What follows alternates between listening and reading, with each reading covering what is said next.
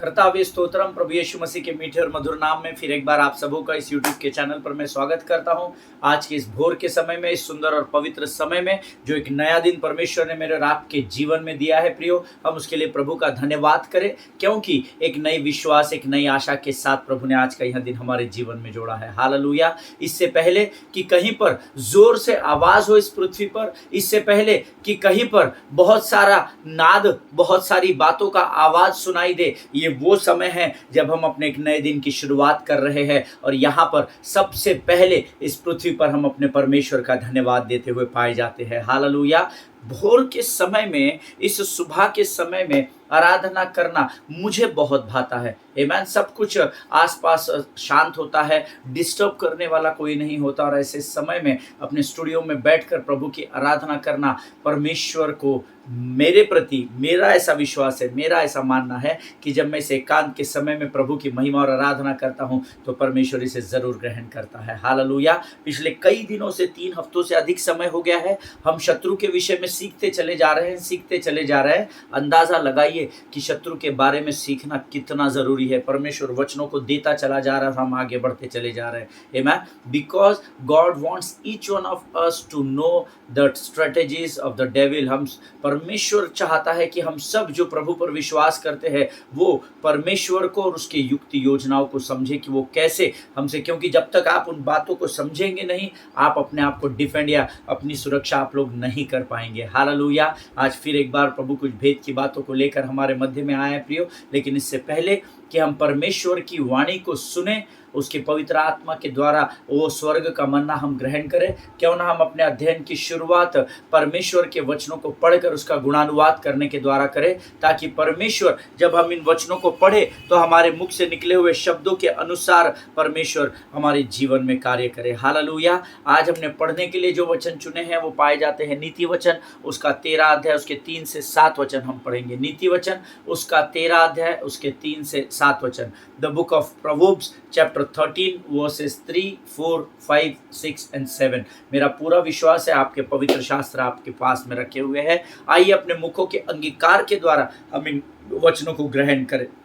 वचन कहता है, नीति वचन 13 अध्याय 3 वचन, जो अपने मुंह की चौकसी करता है वह अपने प्राण की रक्षा करता है, परंतु जो गाल बजाता है उसका विनाश हो जाता है। आलसी का प्राण लालसा तो करता है और उसको कुछ नहीं मिलता, परंतु कामकाजी हष्ट पुष्ट हो जाते हैं। धर्मी झूठे वचन से बैर रखता है, परंतु दुष्ट लज्जा का कारण और लज्जित हो जाता है। धर्म खरी चाल चलने वाले की रक्षा करता है, परंतु पापी अपनी दुष्टता के कारण उलट जाता है। कोई तो धन बटोरता परंतु उसके पास कुछ नहीं रहता, और कोई धन उड़ा देता तो भी उसके पास बहुत रहता है। हालेलुया। ये परमेश्वर का वचन है, और प्रभु इन पढ़े हुए वचनों पर हम में से हर एक को आशीष दे। आमीन। जो अपने मुख की चौकसी करता है वह अपने प्राण की रक्षा करता है, दूसरे के नहीं, परंतु जो गाल बजाता है उसका विनाश हो जाता है। बड़े ध्यान से सुनना और बड़े सही तरीके से इसको हाईलाइट या अंडरलाइन कर लेना। जो मुंह की चौकसी करता है वो अपने प्राण की रक्षा करता है, दूसरों के नहीं। लेकिन जो बड़बड़ मुख को खोलता है, लगातार गाल बजाता है, वचन कहता है उसका विनाश हो जाएगा। हालेलुया।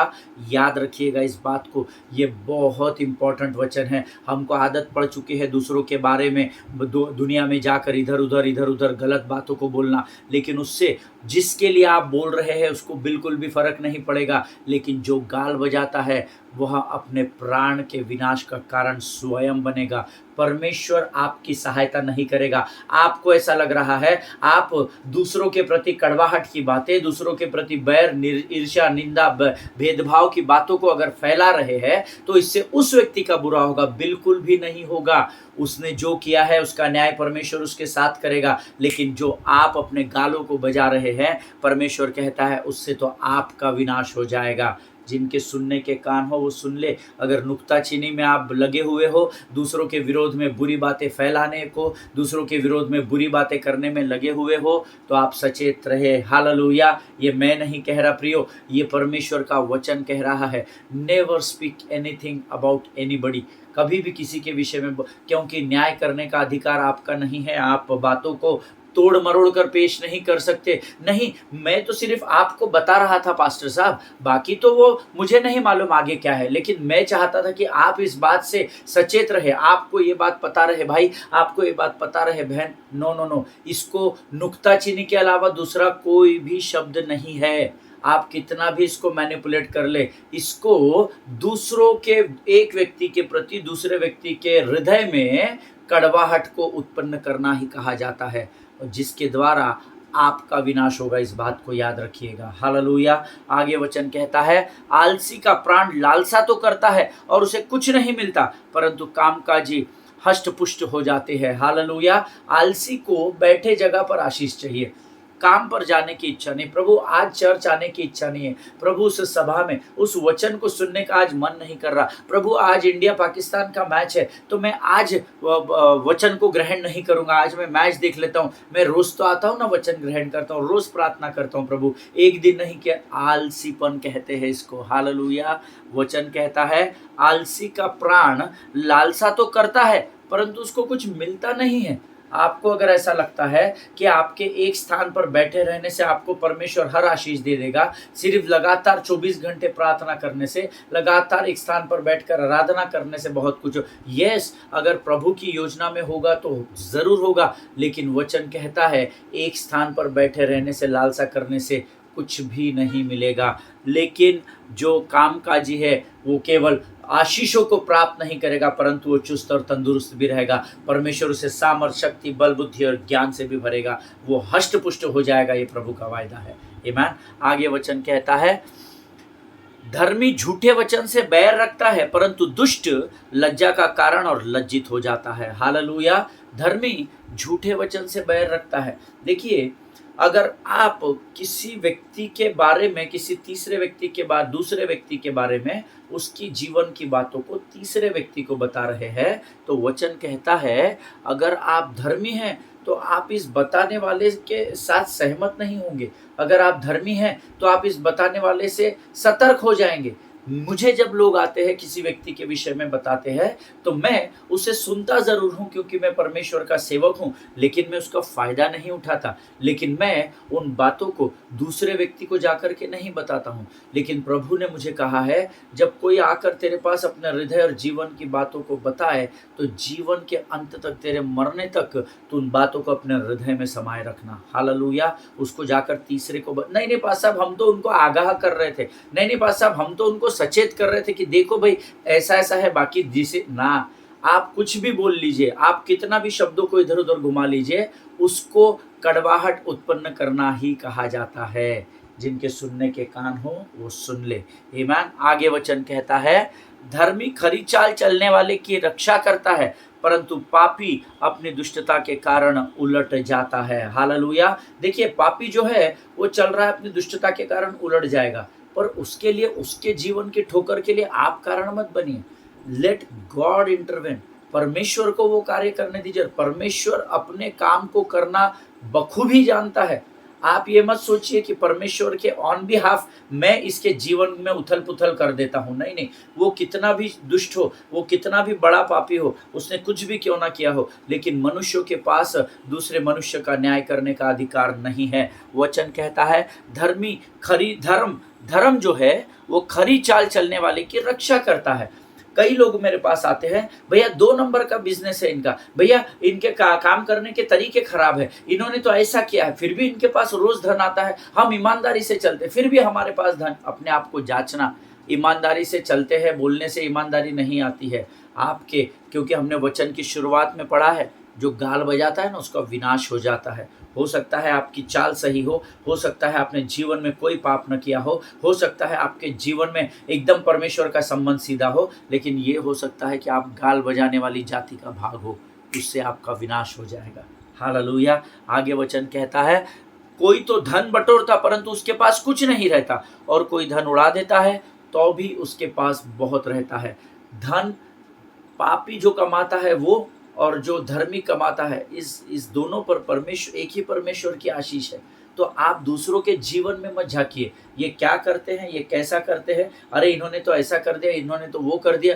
नहीं, ये दोनों को परमेश्वर ही देता है, इस बात को याद रखिएगा। सिर्फ धर्मी को परमेश्वर नहीं खिलाता है, अधर्मी को भी खिलाता है। तो दोनों का न्याय परमेश्वर के हाथों में है। आप उसका न्याय नहीं करना, नहीं तो आपका न्याय परमेश्वर कर देगा। हालेलुया। ये परमेश्वर के पढ़े हुए वचन है। जितनों ने मेरे साथ इन वचनों को पढ़ा है, प्रभु करे ये वचन आपके जीवन में बदलाव को लेकर आए।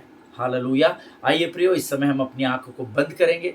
ये सब वचन हमें रोज आशीष देते हैं, ऐसा मेरा विश्वास है। आइए इस समय हम प्रार्थना करें, अपना संपूर्ण समर्पण परमेश्वर को करें और हम परमेश्वर से आशीषों को प्राप्त करें। Let us pray.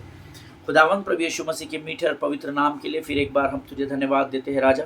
प्रभु, इन वचनों के द्वारा आज तूने हमें आशीष दी, हम तेरा धन्यवाद देते हैं। तेरा वचन कहता है, जो अपने मुंह की चौकसी करता है वो अपने प्राणों की रक्षा करता है, परंतु जो गाल को बजाता है वो अपने ही जीवन के लिए विनाश का कारण बन जाता है। प्रभु जी, हम धन्यवाद देते हैं परमेश्वर पिता इन वचनों के लिए जो तूने हमारे जीवन में आज दिए। प्रभु जी, परमेश्वर पिता धन्यवाद देते हैं इस समय आने वाले वचनों के लिए। परमेश्वर पिता, प्रभु जी, हम प्रार्थना करते हैं उन तमाम लोगों के लिए परमेश्वर पिता जो इस समय हमारे लिए प्रार्थना कर रहे हैं। तो उनमें से हर एक के साथ उनको लगने वाली हर एक ज़रूरत को अपने स्वर्गीय भंडार से पूर्ण कर राजा।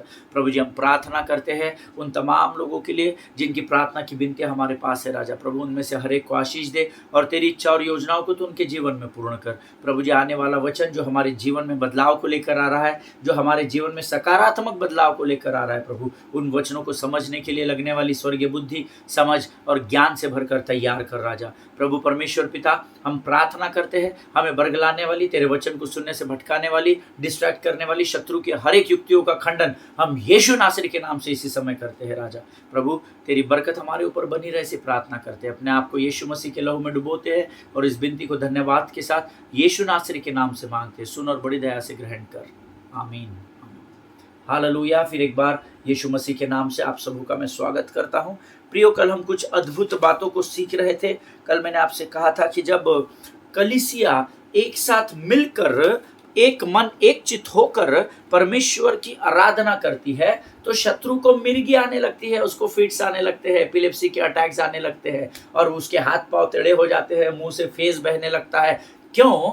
क्योंकि जिस बात को वो प्राप्त करना चाहता है, जिस बात के लिए वो ललायत है, जिस बात का उसको लालच है कि ये पृथ्वी मेरी आराधना, मेरी महिमा करे, वो बात जब उसको प्राप्त होती हुई नहीं दिखाई देती है और आप और मैं मिलकर जब एक मन एक चित्त होकर अपने हाथों को स्वर्ग की ओर उठाकर उस सुखदायक सुगंध को हमारे उद्धारकर्ता परमेश्वर यीशु नासरी को एक मन एक चित्त होकर आराधना को देते हैं, तो ये शत्रु घबरा जाता है और उस बौखलाहट में, उस घबराहट में इसको मिर्गी आने लगती है। ये बहुत जेलस है, ये हमसे बहुत ईर्ष्या रखता है। क्यों? क्योंकि हम प्रभु की आराधना करते हैं और इसीलिए वो अलग अलग तीरों को हमारे जीवन पर लगातार एक के पीछे एक उंडेलता है, जिसके द्वारा हम कमजोर होकर परमेश्वर से अपने ध्यान को हटाकर इसकी ओर लगा सके। हालेलुया। लेकिन प्रभु का धन्यवाद हो कि जिसका वचन कहता है, प्रभु का आनंद है मेरी ताकत और इस संसार में यीशु है मेरी ताकत। इस संसार का सरदार हमारी ताकत और बल नहीं, परंतु स्वर्ग का परमेश्वर यीशु नासरी जो मेरे और आपके अंदर रहता है, वो हमारे जीवन की सामर्थ्य और बल कहा जाता है। हालेलुया, आमीन। प्रियो, एक बात हमेशा याद रखिए, see devil hates to worship God. ये एक ही hates the worship of God. ये नहीं चाहता कि हम जीवित परमेश्वर की आराधना करें, क्योंकि ये भी एक समय वो ही करता था। तो सबसे पहला कारण तो ये है, वो नहीं चाहता कि हम उसके स्थान पर परमेश्वर की आराधना करें। आमीन। इसीलिए वो हमसे जलन रखता है और उसकी इतनी सी भी इच्छा नहीं है कि परमेश्वर को आराधना मिले। उसकी इच्छा है कि सारी आराधना वो प्राप्त करे। And that is why when you decide to serve God with all your heart and mind and body and soul, और इसीलिए जब आप अपने शरीर, प्राण, आत्मा और बुद्धि से, अपने संपूर्ण मन से जब यहोवा की आराधना करने की सोचते हैं, तो word says, it is written in the word of God, Jesus said, expect persecution. Amen. जब तुम पूरे मन और तन और सब कुछ से, अपने संपूर्ण तन मन धन से मेरी आराधना करते हो, तो सताव को आना एक्सपेक्ट करना। हालेलुया, इसीलिए यीशु मसीह ने हमको ये पहले ही कह दिया है कि मैं तुम्हारी आराधना से प्रसन्न तो ज़रूर होता हूँ और मैं तुम्हें आशीष भी दूंगा, लेकिन जब कभी भी तुम मेरी आराधना करो देन एक्सपेक्ट प्रोसिक्यूशन। याद रखना कि तुम पर सताव डाला जाएगा, शत्रु बौखला जाएगा और उस बौखलाहट में वो तुम पर एक के ऊपर एक वार करता चला जाएगा, क्योंकि शत्रु नहीं चाहता, शैतान नहीं चाहता कि हम परमेश्वर की आराधना करें। और इसीलिए वचन में परमेश्वर ने पहले लिख दिया, when you worship me expect persecution in your life. Amen. जब तुम मेरी आराधना करो तो अपने जीवन पर शत्रु की ओर से सताव पाने के लिए तैयार रहना। Hallelujah. Because persecutor goes crazy when you worship the Lord. Hallelujah. जब आप परमेश्वर की आराधना करते हैं तो वो सताने वाला पागल हो जाता है और उस बौखलाहट में, उस बिगड़ी हुई बुद्धि के द्वारा वो आपके जीवन पर अटैक करके आपको कमज़ोर करने की कोशिश करता है। हालेलुया। हम सब हवा के बारे में जानते हैं। शैतान ने क्या किया, हवा को बहका कर अपने पाले में लेने की कोशिश की ना, अपने साइड में लेने की। अरे तेरा ऐसा है, अरे तेरा वैसा है, वचन को मैनिपुलेट कर दिया, तोड़ मरोड़ कर पेश कर दिया। उसने हवा को दिया, हवा ने आदम को दिया और वो पाप कर बैठे। उसने बहुत कोशिश की कि हमेशा के लिए वो हवा को और आदम को अपने पाले में ले ले, लेकिन परमेश्वर ने उसकी योजना को तहस नहस कर दिया। कुछ स्तर तक तो वो सक्सेस हो गया है ना। उसने उनके जीवन में पाप उंडेल दिया और पाप के कारण उनकी आत्मिक मृत्यु हो गई, वो हम सब जानते हैं। लेकिन उसको ऐसा लगा कि अब तो सब खत्म परमेश्वर का, अब तो सब मेरे ही हाथ में रहेगा। लेकिन फिर एक बार परमेश्वर ने उसकी योजना को तहस नहस कर दिया। हालेलुया। और इसीलिए उत्पत्ति 3:15 हम निकालेंगे। The book of Genesis chapter 3 and verse 15। उत्पत्ति की किताब उसका 3रा अध्याय उसका 15 वचन, और हम सब एक साथ मिलकर पढ़ेंगे। उत्पत्ति 3:15 कहता है, और मैं तेरे और इस स्त्री के बीच में और तेरे वंश और इसके वंश के बीच में बैर उत्पन्न करूंगा, वह तेरे सिर को कुचल डालेगा और तू उसकी एड़ी को डसेगा। हालेलुया। जिनके सुनने के कान हो वो सुन ले। ये वचन जरूर आपके पवित्र शास्त्र में हाईलाइट होगा, ऐसा मेरा विश्वास है। वचन कहता है, मैं तेरे और स्त्री के वंश के बीच में बैर उत्पन्न करूंगा। शत्रु को लगा अब हम तो एक ही टीम में आ गए, लेकिन परमेश्वर की योजना देखिए कितनी महान थी। वो कहता है, बेटा एक नहीं आएंगे, तूने इसको कितना भी मेरे बेटे को और बेटी को बहकाने की कोशिश की, लेकिन मैं तुझे इनके साथ नहीं जाने दूंगा। उसने दोनों के बीच में बैर उत्पन्न कर दिया। हालेलुया। हमेशा के लिए बैर उत्पन्न हो गया। Amen. In another words God said, I will put enmity between you and this women. Hallelujah. हमेशा के लिए एनमिटी अर्थात शत्रुता को, अर्थात बैर को उत्पन्न कर दूंगा। तुम कभी एक नहीं हो सकोगे। मैं तुम्हारे दोनों के बीच में हमेशा के लिए बैर उत्पन्न कर दूंगा। और फिर एक बार शैतान की योजना यहाँ धराशायी हो गई, नेस्तो नाबूद हो गई। What does that means? That means you will never get the man to worship you. Hallelujah. इसका अर्थ यह है कि तुझे मनुष्यों से आराधना कभी भी प्राप्त नहीं होगी। जो मेरे लोग रहेंगे, जो मेरी चुनी हुई प्रजा रहेगी, वो तेरी आराधना कभी भी नहीं करेगी। हालेलुया। देखिए, दो नाव पर पाँव रखकर नहीं चला जाता। कई लोग हैं जो परमेश्वर को स्वीकार किए 2 वर्ष, 5 वर्ष, 10 वर्ष में। पिछले दिनों में एक आर्टिकल पढ़ रहा था, 23 वर्ष परमेश्वर के साथ में बने रहने के बाद अब ये सब लोगों को बरगला कर, बहका कर, कुछ लोग, कुछ संगठन वापस पीछे खींच कर लेकर गए और वो कह रहे थे कि अब इनका यज्ञ होगा, इनको शुद्धिकरण किया जाएगा और इनको फिर से घर वापसी की जाएगी। हालेलुया। मेरे को तो ये घर वापसी, ये शब्द ही समझ में नहीं आया। आमीन। एक ही घर है, एक ही बाप है जिसका नाम यहोवा है, उसके ही घर में सबको प्रवेश करना है। हालेलुया। आप ये टेम्पररी जो घर बना रहे हैं, मंदिर, मस्जिद, गिरजाघर, ये सब बना रहे, ये सब एक दिन खत्म हो जाएगा। आमीन। एक ही परमेश्वर बचेगा और उसका एक ही घर है और वो परमेश्वर का नाम यहोवा है। और वही कहता है इस वचन में कि मैं जाता हूँ और अपने पिता के स्थान पर जाकर तुम्हारे लिए बहुत सारे मैंशंस, बहुत सारे बंगलोज को तैयार करूँगा और एक नया यरूशलेम बसाया जाएगा। हर एक व्यक्ति को उस यरूशलेम में प्रवेश करना है। जो प्रभु पर विश्वास करेगा, परमेश्वर उसे उस आशीष को जरूर देगा। हालेलुया। आमीन। मुझे नहीं पता ये घर वापसी और ये धर्म परिवर्तन, ये सब क्या होता है। मेरा धर्म परिवर्तन नहीं हुआ, और होने का चांस भी नहीं है। मैंने अपने नाम में बदलाव को नहीं लाया। मैंने अपना नाम डिकोस्टा और डिसूजा नहीं रखा, क्योंकि मैं जानता हूँ कि मैं जिस परमेश्वर पर विश्वास करता हूँ वो धर्म को बदलने वाला नहीं, वो मन का परिवर्तन करने वाला परमेश्वर है। वो धर्म को बदलने वाला नहीं, वो सत्य को बताने वाला परमेश्वर है। हालेलुया। और मैंने सीखा है कि जब मनुष्य सत्य को जानता है तो सत्य उसे बंधुआई से आज़ाद कर देता है। हालेलुया। और सत्य क्या है? सत्य यीशु नासरी का लिखा हुआ वचन है, जिसे हम पवित्र शास्त्र कहते हैं।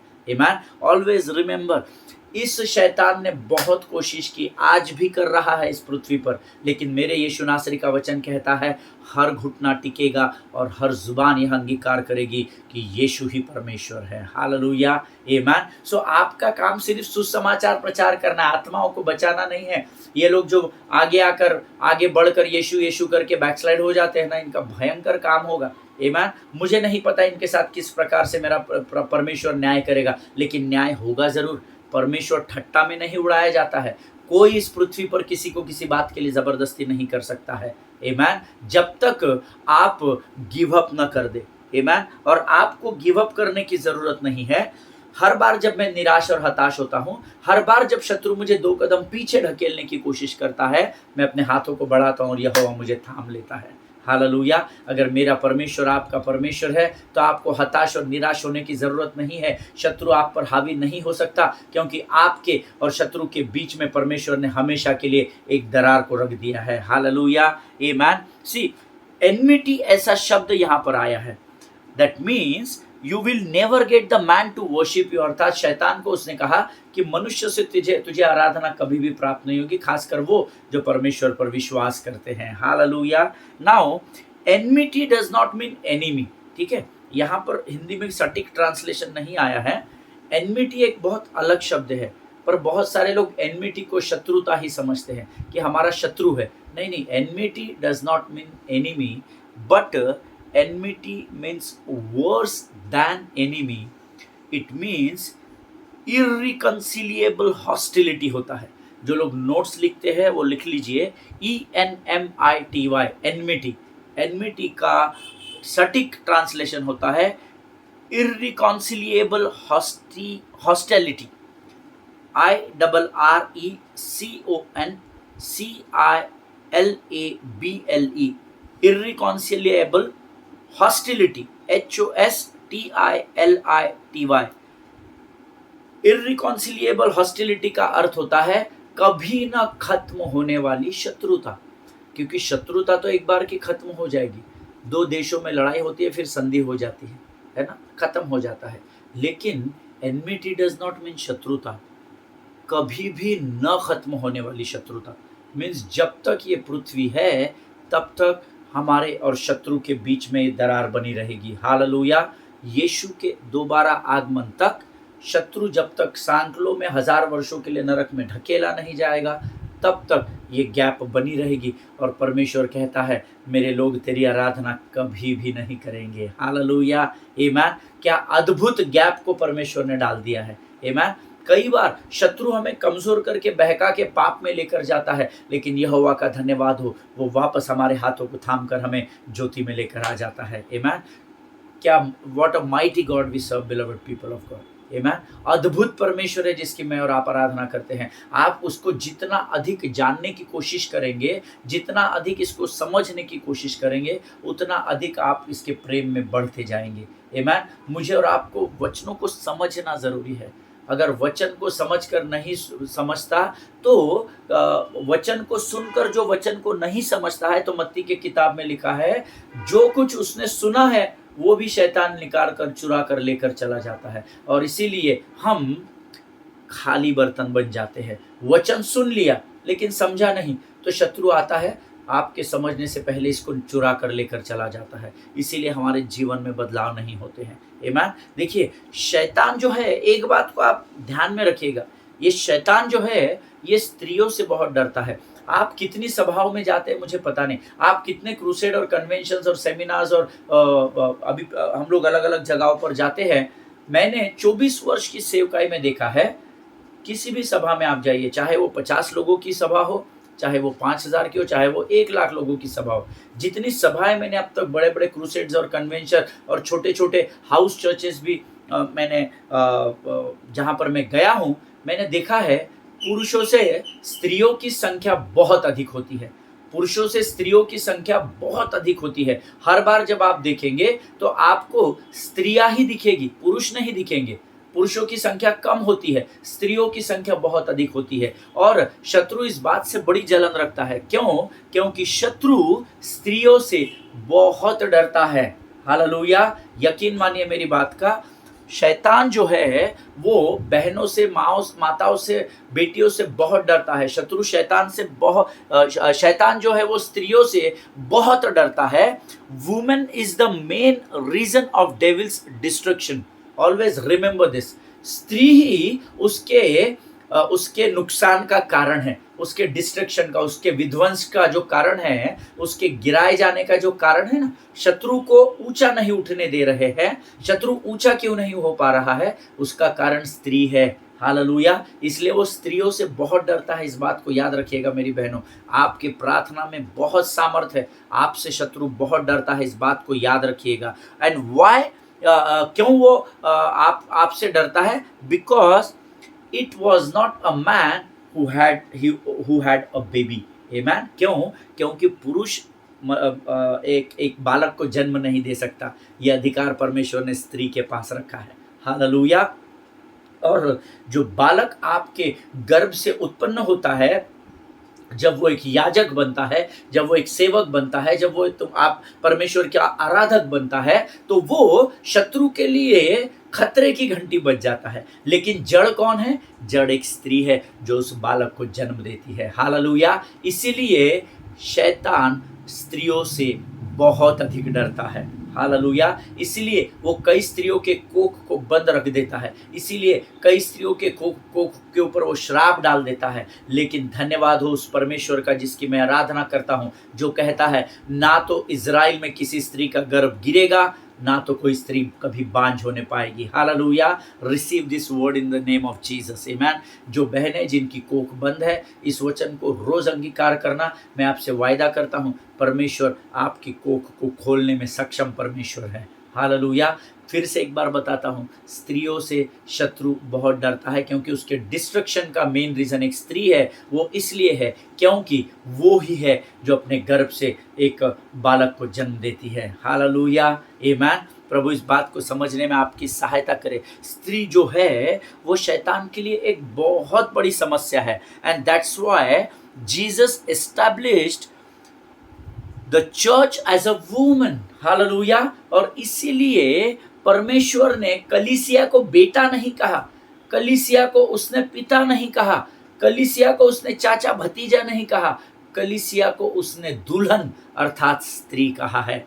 हालेलुया! आमेन। प्रियो, ये वचन की वो गहराइयाँ है जो मुझे और आपको सीखना और जानना और समझना बहुत ज़रूरी है। परमेश्वर इस विषय को हमारे बीच में इसलिए लेकर आया है ताकि हम शत्रु की चाल को समझ सके, हम उसकी झूठी योजनाओं में जिसमें हम बड़ी आसानी से फंस जाते हैं उसको हम जान सके और समझ सके। आमेन। देखिए, परमेश्वर ने कलीसिया को दुल्हन अर्थात स्त्री कहा है। हालेलुया! पुरुष दुल्हन नहीं होता। वो आज की दुनिया में जो लॉस चल रहे हैं, जो कायदे कानून चल रहे हैं, उसको आप छोड़ दीजिए, वो सब टेम्पररी है। हर मनुष्य अपनी सुविधा से हर चीज करता चला जा रहा है। आमेन। लेकिन शास्त्र का वचन, आकाश और पृथ्वी टल जाएंगे परंतु परमेश्वर का वचन बना रहेगा, ये प्रभु का वायदा है। और वही वचन जो आकाश और पृथ्वी के टल जाने के बाद भी बना रहेगा, वो वचन कहता है कि स्त्री के पास पुरुष को जनने का अधिकार है। हालेलुया! ये अधिकार पुरुष के पास नहीं है। दूसरी बात, परमेश्वर ने अपने आप को पुरुष अर्थात दूल्हा कहा है, लेकिन कलीसिया को दुल्हन का रूप दिया है। उसने कलीसिया को पिता नहीं कहा, उसने कलीसिया को भाई नहीं कहा, बेटा नहीं कहा, लेकिन उसने कलीसिया को दुल्हन कहा है अर्थात स्त्री कहा है। और इसीलिए कलीसिया से शैतान डरता है। हालेलुया! जिनके सुनने के कान हो वो सुन ले कि प्रभु का आत्मा क्या कहता है। Jesus established his church as a woman, beloved people of God, and devil hates the church because she is a woman. Hallelujah. और क्योंकि वो एक स्त्री के रूप में उसे संबोधित किया गया है, इसीलिए शैतान कलीसिया से थर्राता है, डरता है, और इसीलिए वो दुल्हन पर लगातार अटैक करने में लगा रहता है। हालेलुया। आज हम यहाँ पर समाप्त करेंगे। परमेश्वर इन वचनों के द्वारा आपको बड़ी बरकत और बड़ी आशीष दे। प्रभु का धन्यवाद दे प्रियो, इन अद्भुत और गहरे प्रकाशनों के लिए जो परमेश्वर हमें रोज देता है। आमीन। लेकिन मत्ती के उस वचन को याद रखिएगा, जो वचन को सुनकर नहीं समझता है, जो बोया गया है वो भी शत्रु से चुरा कर लेकर जाता है। Amen. So listening of the word is very very very important, but to understand that word, to meditate on that word is more important than that. Hallelujah. ये उससे भी, सुनने से भी अधिक महत्वपूर्ण है उसको समझना और उस पर मनन और चिंतन करना। हालेलुया। आमीन। आइए इस समय हम प्रभु को अपनी आंखों को बंद करके धन्यवाद की प्रार्थना करेंगे, उसे धन्यवाद दे प्रिय, धन्यवाद का बलिदान चढ़ाए। Let us pray. खुदावंद प्रभु यीशु मसीह के मीठे और पवित्र नाम के लिए हम तुझे धन्यवाद देते हैं राजा।